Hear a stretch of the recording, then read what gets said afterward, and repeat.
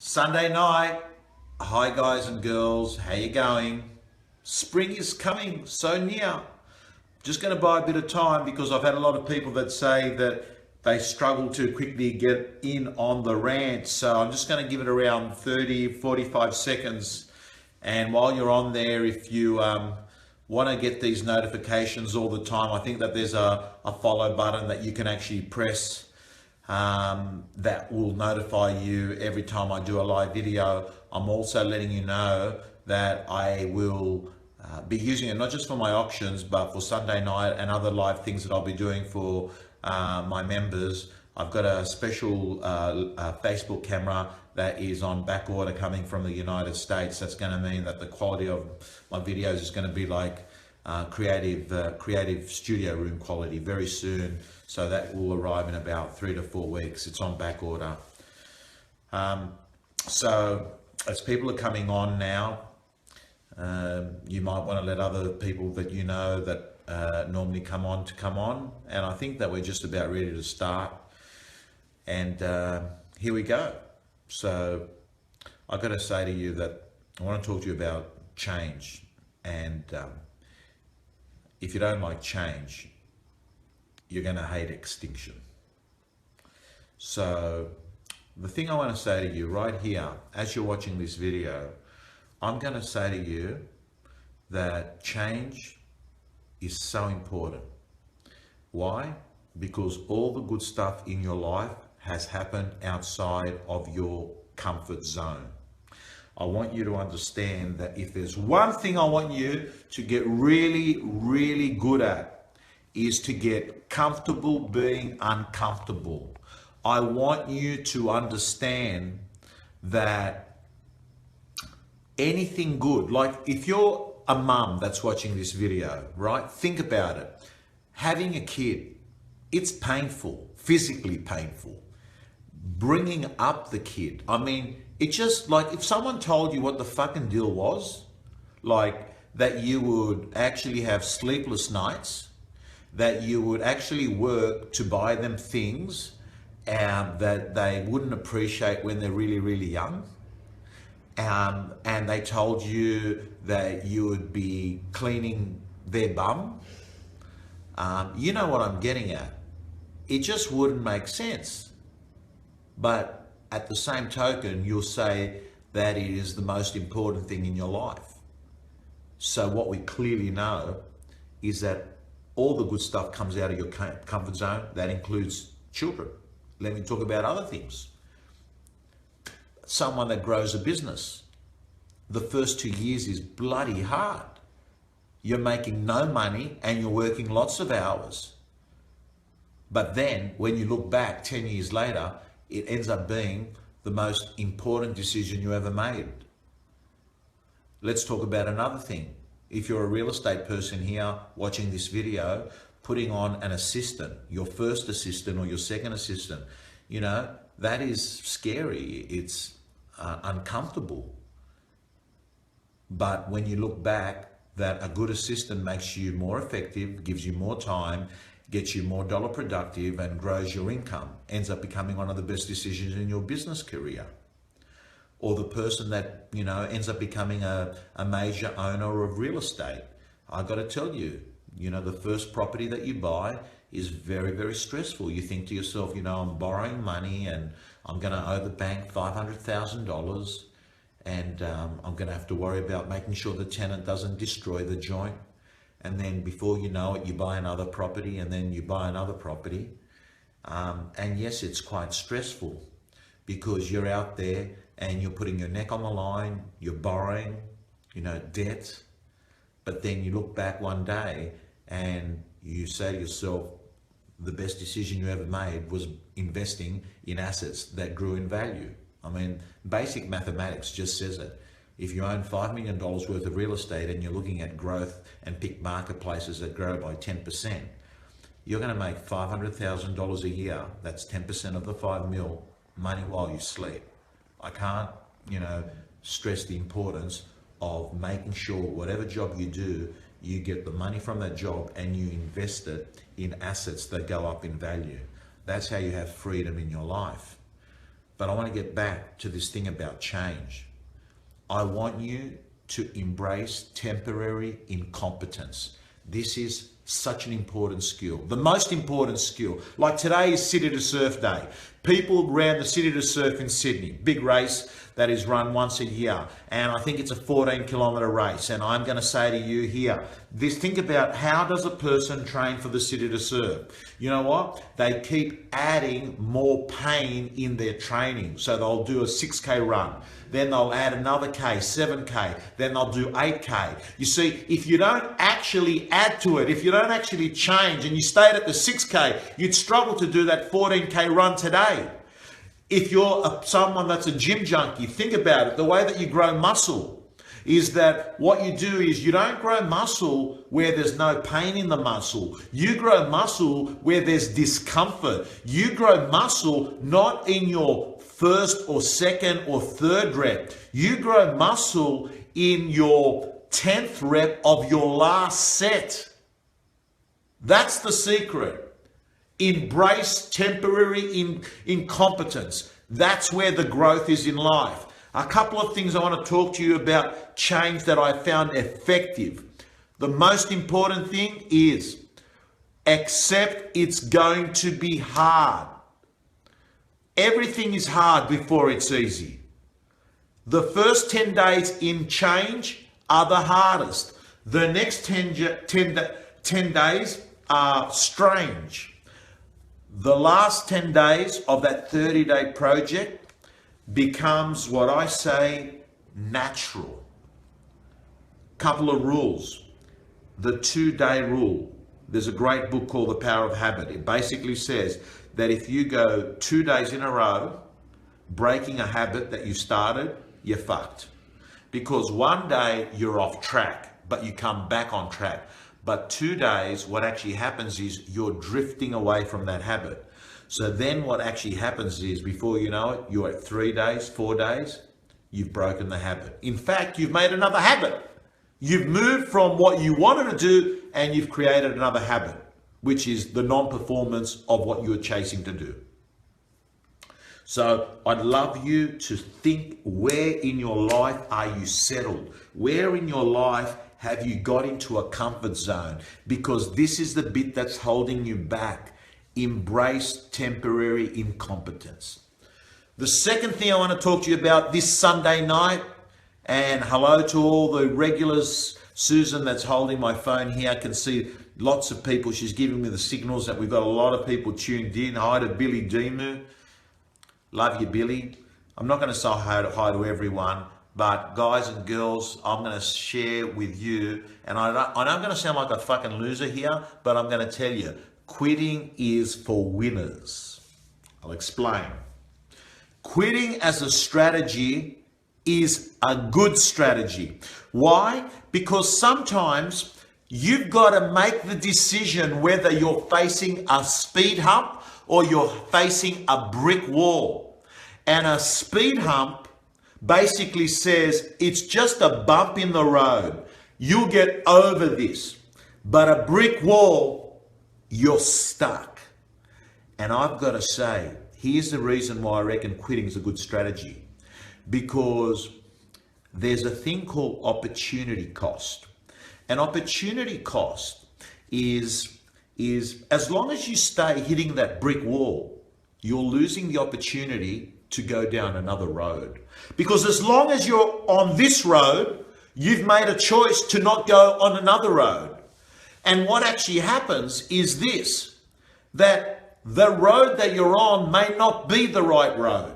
So what I'm going to say to you is to start getting the wisdom of working out, is it a speed hump or is it a brick wall? What are some of the areas in your life that you've got to make decisions about whether you should quit? So let's talk about it. Sometimes it's where you work. Because understand, you might be working at a place, and as long as you're at that place, it stops you working from another place that could be good for you. That's what I mean by opportunity cost. Every decision has cause and effect. You make one decision to work here, you lose the opportunity of working elsewhere. And other choices, friends, you got to make the decision. Are the people that you're with energizing you or draining you? There's a perfect example. Sometimes you've got to quit friends or a relationship that you're in. You're in a relationship that drains you. And you've got to understand that sometimes a relationship that fucks you over too long stops you from being in another relationship. Now, please don't for one moment think that I'm encouraging anyone to go off and, break a major relationship, a marriage. But what I'm saying to you is for you to understand and be very clear that you've got to have the wisdom to work out, is it a brick wall or is it a speed hump? Because I've seen people change their lives when they have strategically quit right places. It could be that you're not suited to the job that you're doing. Let's face it, if you're not good at the job and you don't like the job and it's fucking Sunday night and you're depressed because you've got 5 or 6 days ahead of you going to something that you hate, man, I've got to tell you, it's pretty depressing to think that you're going to spend 1/7 of your life, that's a Sunday night, suffering depression because you hate what you're doing. Think about it. If you're not good at it and you don't like it, it means that you could be doing something else that you're good at and that you like, and that becomes effortless. And when something's good, when you're good at something and you like it and it's effortless, you become like the best at it. And when you're the best at it, you're going to make top dollar. So don't work in something that's got friction, where it feels hard.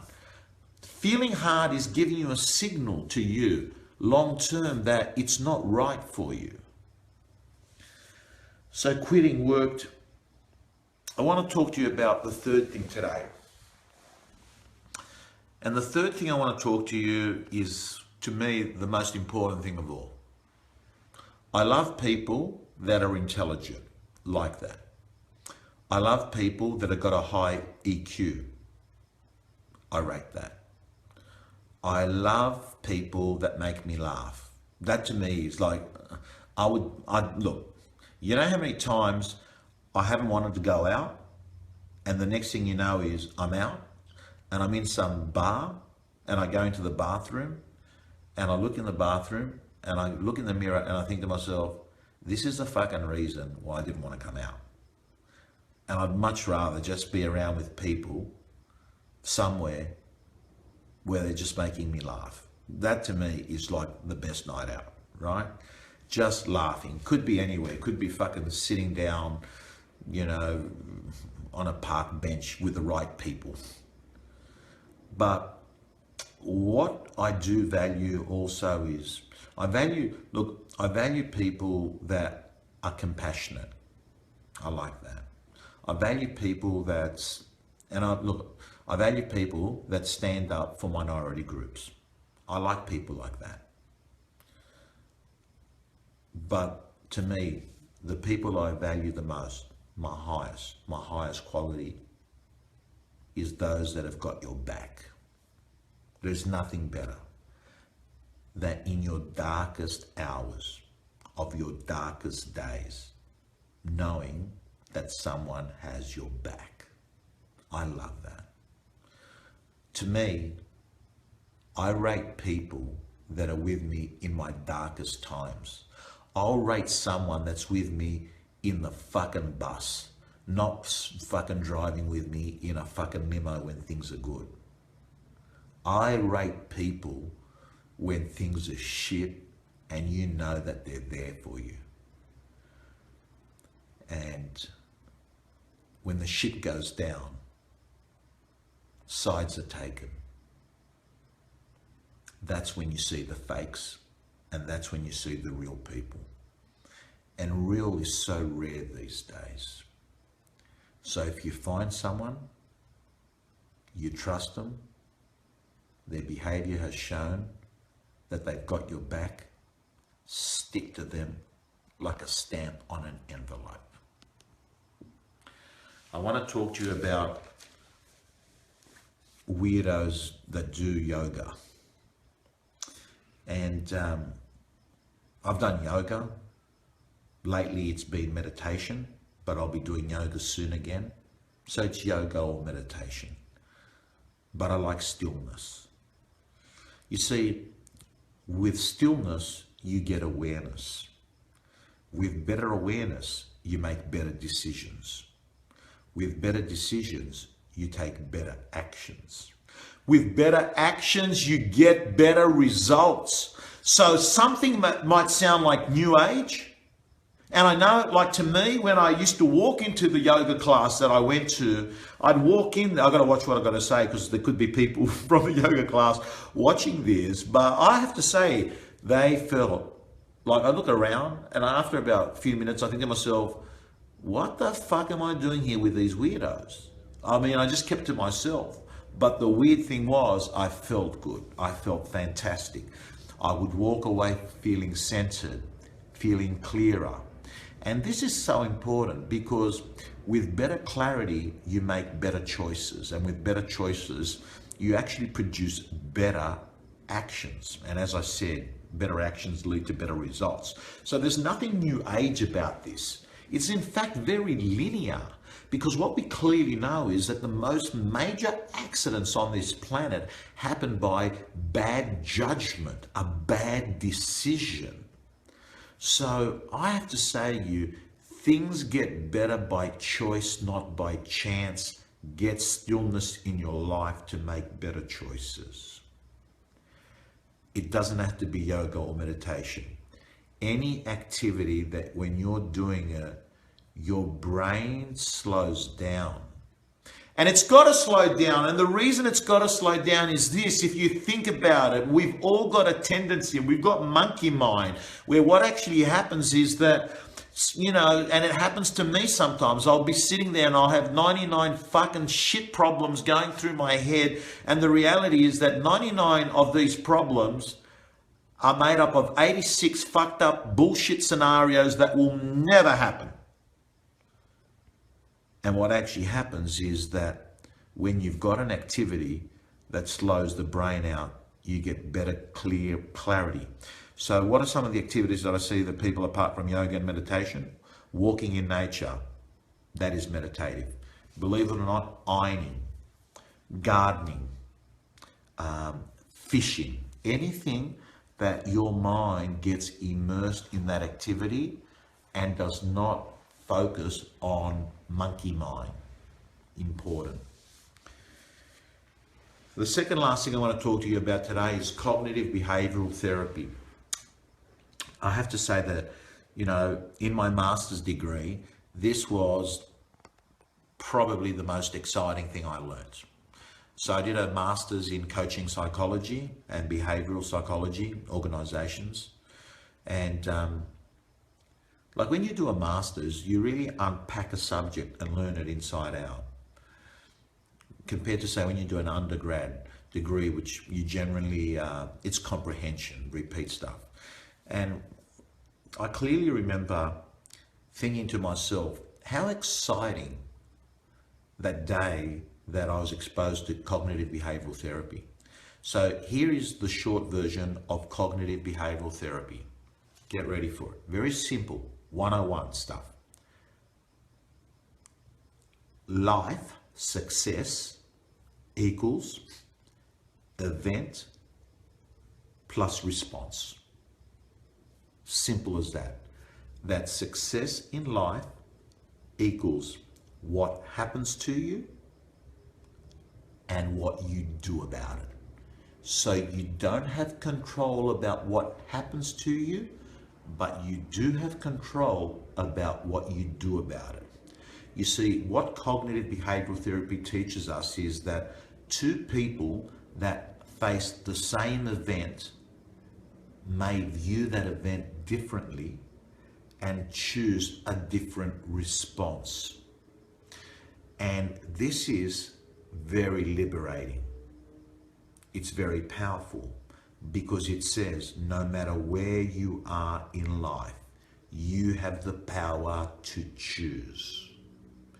You have the ability to make a decision that you want, and that things aren't out of your control. That yes, shit happens, but it's what you do about the shit that happens that makes a difference.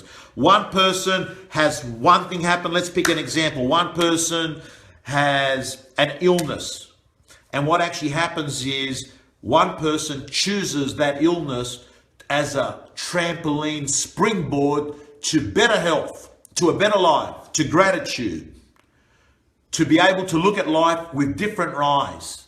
Whereas another person chooses that illness to define them for the rest of their life. And they go backwards and they actually don't go forward. So these are plenty of examples in everything that you do. One person sees something as a catastrophic problem. Another person sees it as an opportunity to grow. They change the dialogue on the way that they interpret the event. So guys and girls, we're going to move towards the end of our Sunday night rant. And I want to say to you that I love it. And, you know, I don't want anything out of here apart from knowing that people are having better lives as a result of maybe watching this or going off and reading a book that inspires them. But let me tell you, a really good exercise to do. I'd love you to write a letter to yourself dated the, 13th of August 2017, and write yourself a letter from the future. Write yourself a letter dated the 13th of August 2017 and describe your year as it happened and make it look like you have achieved everything you want, and write yourself that letter back to yourself. It'll say something like this. Dear Tom, what an amazing year it's been. This was the year I was able to, buy an investment property, and I had a holiday in the USA for 3 weeks. I was able to get my fitness to world-class levels, and I'm down to 13% body fat. I completed, 6 months of my university degree, or I was able to save $60,000. Just describe what it is, but describe physical life, family life, your social life, spiritual life, what your health looks like, money, property. 1.5 page letter. This becomes your vision for the next 12 months. And you look at it every day. Why? Because some days you're going to feel like quitting, and every time you look at it, it helps you remember why you started in the first place. Write yourself a letter from the future. It's very powerful. As I finish off here, guys and girls, I just want to tell you that that one of my highest values is be nice to people, but don't take shit from people. But be nice to people. Everyone has a story. Remember that. Everyone is the way that they are for a reason. Don't judge them. And be nice to people, because there's a thing called karma, and it's pronounced as ha ha ha, fuck you. So be nice to people. My final thing I want to say to you is that I get occasionally, more than an occasionally, whether it's on Facebook or Twitter, sometimes, occasionally, not often, someone will call off a blocked number, but people just say, negative bullshit stuff, put me down. I just want you to understand, I haven't actually asked anyone to follow me. Please remember that. So if you're not happy with something, it's just easier to unclick or not follow. The last thing I'll say is this. And if you're one of these people, just remember this. Please understand, before you judge me, I don't give a fuck. Happy Sunday.